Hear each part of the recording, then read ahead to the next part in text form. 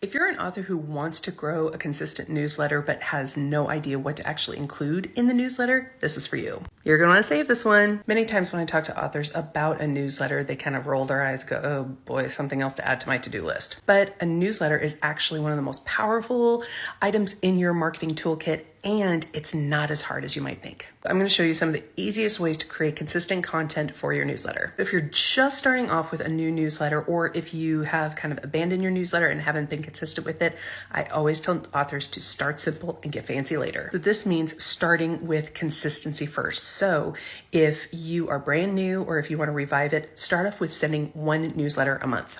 Because creating that consistency and using that muscle over and over again is going to help not only make the process easier, but it's going to help you to really get into the habit of sending a newsletter. Plus, when you're only creating one newsletter a month, you're only going to have to come up with 12 topics for the entire year. And that's pretty doable. If you're able to add more than one newsletter a month, that's great, but start simple with just once a month. And then the next step is to look at the content that you have already created. This can be social media posts, this can be blog posts, this can be YouTube videos, this can be podcast interviews. This could even be evergreen blog posts that you wrote years ago. So take a look at what you already have, and anything that's evergreen, meaning it doesn't associate with any specific dates or it doesn't really center around specific events, you can reuse that as your newsletter content. It's about working smarter, not harder. So go through those ideas and then assign a topic per month. This is going to help you add value to your newsletter to give your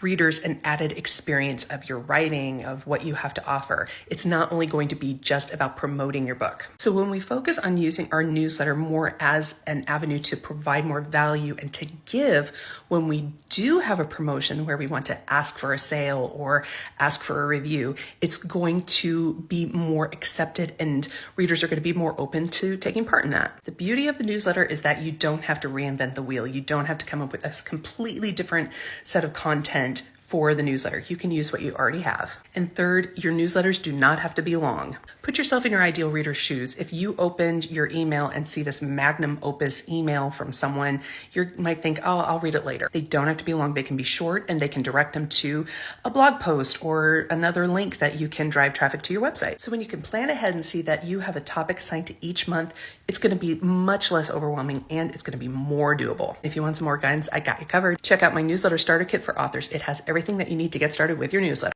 The link is in my bio.